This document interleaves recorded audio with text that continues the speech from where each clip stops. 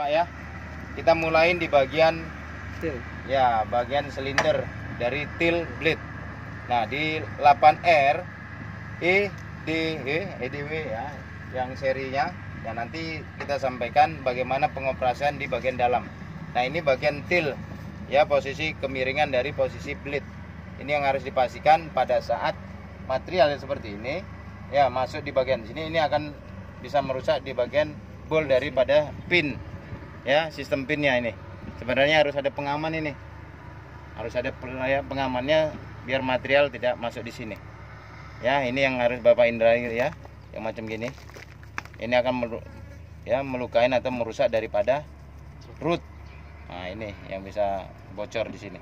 Ini sebagai pengamannya. Nah, harusnya bagian pengamannya di sini. Ya kan? Oke aja, kita lanjut di bagian sistem blade depan. Nah, ini bagian blade depan yang memang harus Bapak perhatikan biar tidak terjadi kehausan pada saat Bapak mendosing ya, mendorong, jangan mendorong dengan sistem mundur. Nah, ini yang akan juga mempercepat aus daripada apa Pak? Sistem cutting. Nah, ini jangan ya. Nah, nyekrap mundur itu yang mempengaruhi kebocoran sistem juga ya. Mundur itu nggak boleh jauh-jauh Pak. Maksimalnya itu hanya 50 meter. Lebih dari itu akan merusak ataupun mempercepat aus daripada undercarriage termasuk segmen. Ini yang jadi perhatian buat operator doser. Mundur jauh itu akan mempercepat juga panas atau temperatur dari toko painter. Nah, di sistem steering juga pada saat mendosing itu tidak boleh mendorong dengan sistem steering. Silakan Bapak angkat ya material itu baru Bapak steering. Jangan ditanam baru Bapak steering. Itu yang mempercepat panas daripada steering. Nah, itu nggak boleh di sini. Ya, kita lanjut di bagian sisi undercarriage ya. Nah, undercarriage atau kerangka bawah. Ini yang jadi perhatian dan P2H buat teman-teman karir roller ataupun top roller. Pada saat material banyak di sini, menumpuk di sini, ini akan macet, Pak. Ini akan ngejim bahasanya. Ini yang harus dihindarin dan dibantu untuk membersihkan. Kalau ini sudah macet, ya, ini akan kemakan di sistem sininya ini seperti ini contohnya, Pak. Bapak bisa lihat aja sini, Pak. Ya, udah mulai kemakan karena ini ya nggak jalan, nggak berputar, ini yang kemakan. Nah, ini pastikan ini harus bersih.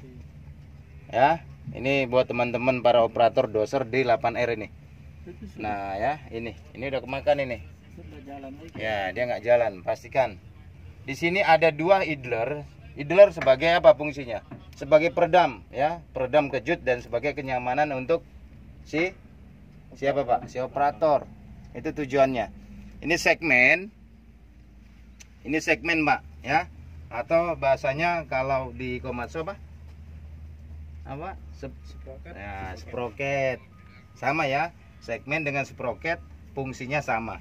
Cuman bahasanya aja yang beda. Di sini adalah final drip ataupun powertrain dari urutan yang terakhir. Ini fungsinya final drip. Nah, ini untuk pelumasannya, masukannya di sini, drainnya di sini, pembuangannya nih. Nah, ini level ataupun pengisiannya dari sini, pembuangannya dari sini. Nih ya. Ini frame dari blade. Ya. Frame dari blade. Ini adalah frame dari sistem track. Nah, ini ya. Sini kita lanjut di bagian sisi belakang. Ini ada frame dari ripper ini. Nah, untuk pengoperasian dari ripper ataupun seng ripper ada derajatnya, ada 20 derajat baru kita posisikan untuk kita bisa ripper. Dan tidak boleh ditancapkan sambil dibengkokkan, itu nggak boleh tuh. Jadi benar-benar tancapkan dulu posisi 45 ya, posisi seng ripper baru berjalan. Jadi tidak boleh ditancapkan langsung dibengkokkan ya, posisi seng ripper langsung berjalan, nanti bisa crack ataupun patah. Nah, perhatian buat teman-teman juga ya, pelumasan daripada ini ya, pin-pinnya juga diperhatikan jangan sampai kering. Dan penggantian ya, ini mohon juga perhatiannya, ada titik ataupun lubang-lubang di sini. Ini fungsinya untuk apa, Pak? Nah, untuk memindah itu harus ditancapkan dulu baru Bapak buka posisi pin ataupun lock daripada ya sistem pinnya ini. Ada 3 titik Pak, ada 3 posisi. Nah, posisi yang pertama adalah untuk yang paling dalam ya. Pada saat kita mau buat seng reaper yang panjang, itu kultur ataupun tanah itu ataupun material yang lembut. Nah, kalau pendek seperti ini berarti materialnya yang hard, yang keras.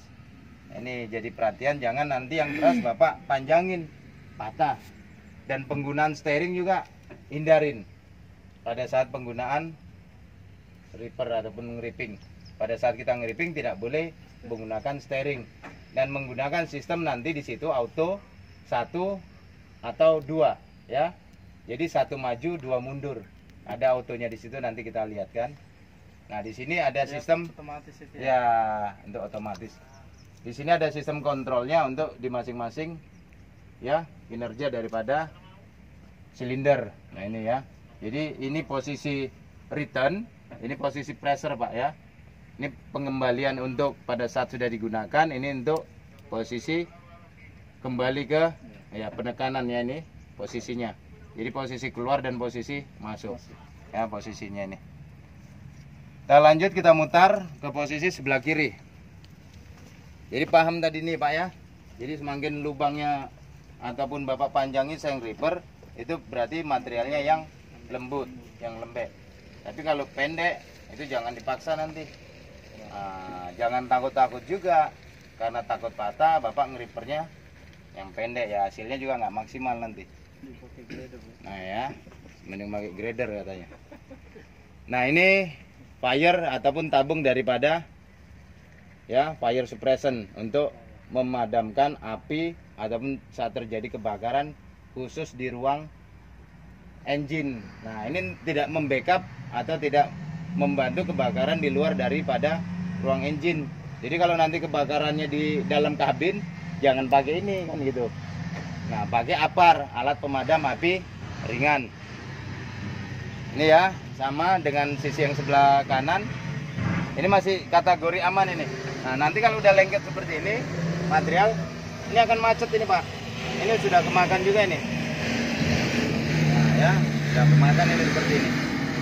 Makanya pada saat doser, mau yang besar ataupun yang medium ataupun yang kecil, mundur terlalu jauh ya, ini akan merusak daripada segmen ataupun sprocket yang akan cepat aus. Nanti juga salah satu di link daripada track.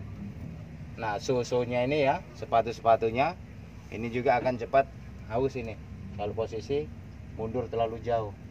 Dan tidak boleh namanya steering dengan posisi dosing, nanti bisa geser ini ya Pak.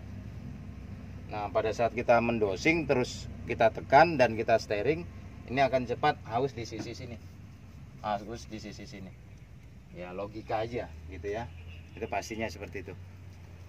Oke, saya lanjut. Ini posisi premnya ya, ataupun sebagai pengaman untuk pengunci daripada blade di frame blade tuh. Dan ini acuannya ataupun referensinya, Bapak jangan loncat atau melompat.